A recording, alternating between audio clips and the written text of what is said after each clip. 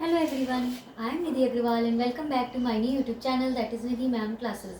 So last video में मैंने आपको बताया था क्लास 9 की एनसीईआरटी की बुक से चैप्टर नंबर है 1 नंबर सिस्टम, उसकी एक्सरसाइज मैंने 1.1 और 1.2 ये मैंने आपको लास्ट वीडियो में बताया था। आज मैं आपको बताने जा रही हूँ 1.3। तो इसमें हम लोग देखेंगे कि क्या कॉन्सेप्ट यूज़ किया गया है। इसमें आता है सबसे पहला क्वेश्चन, टर्मिनेटिंग और नॉन टर्मिनेटिंग डेसिमल क्या होता है। तो मैंने वो कॉन्सेप्ट समझाने के लिए आपके जो क्वेश्चन पिक किए हैं वो एक्सरसाइज का ही पिक किया है। तो देखिए क्या होता क्या है। सपोज ये एक कोई नंबर दिया गया है और ये नंबर कैसा है, फ्रैक्शन में है, ठीक है। अब इसको हमें सॉल्व करके देखना है कि ये कौन सा डेसिमल है। तो सबसे पहले यहाँ पे लिखा है 100, उससे हमें यहाँ पे ये डिवाइड करना है, ये 36। अब देखिए कैसे डिवाइड होगा।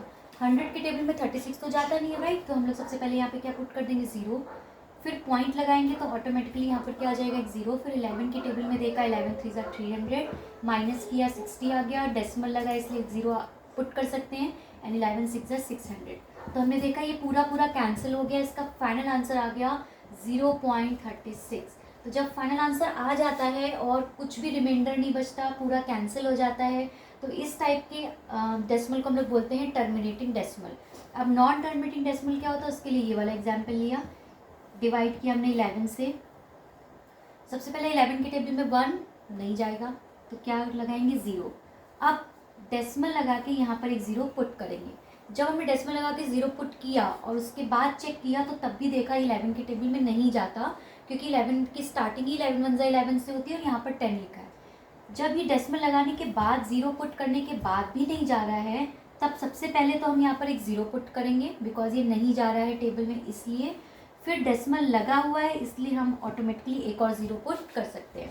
अब हमने देखा 11 की टेबल में जाएगा 11 9 99, सब्ट्रैक्ट किया, फिर से बच गया 1 बचा, डेसिमल लगाया तो ऑटोमेटिकली हमने एक 0 पुट कर दिया। 0 पुट करने के बाद देखा फिर से टेबल में नहीं जा रहा है, तो पहले हमने यहाँ 0 पुट किया, फिर बिकॉज डेसिमल लगा है इसलिए हमने एक और 0 लगा दिया। फिर 11 9 99, फिर माइनस करेंगे, फिर से वही प्रोसीजर होगा।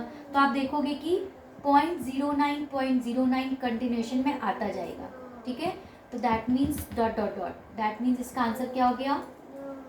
इस तरीके से बार करके हम जितने नंबर रिकर हो रहे होते हैं, रिपीट हो रहे होते हैं, तो हमने देखा 0909 बार बार रिपीट हो रहा था तो हमने उसके ऊपर क्या लगा दिया, डैश बार। तो इसका आंसर हो गया 0.09 बार। ये रिपीट हो रहा है, अभी भी पूरा सॉल्व नहीं हो पा रहा है, इसलिए इस टाइप के डेसिमल को हम लोग बोलते हैं नॉन टर्मिनेटिंग डेसिमल। होपफुली आपको समझ में आ गया टर्मिनेटिंग और नॉन टर्मिनेटिंग में क्या डिफरेंस होता है। नेक्स्ट टाइप का क्वेश्चन दिया आपकी बुक में 1/7 की उन्होंने डायरेक्ट वैल्यू दे दी आपको 0.142857 और आगे लगा दिया डॉट डॉट डॉट, मतलब ये नॉन टर्मिनेटिंग है, इसके आगे भी डिजिट्स आते रहेंगे। हो सकता है ये डिजिट रिपीट हो सकता है कुछ नए डिजिट रिपीट हो, हमें उससे कोई मतलब नहीं, हमारे पास ये उन्होंने सोल्यूशन दे दिया। फिर उन्होंने पूछा कि बताइए 2/7 3 4 5 6 इन सब का जब सॉल्व करें तब क्या आएगा। लेकिन अब की बार इनको आपको डायरेक्टली डिवाइड नहीं करना है कि अब आप हर एक नंबर को बार बार डिवाइड करके फिर उसका आंसर निकालेंगे।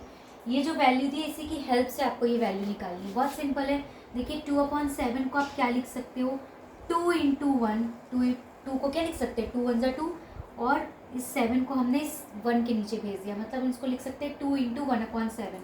ऐसे ही 3/7 को हम लोग क्या लिख सकते हैं, 3 × 1/7।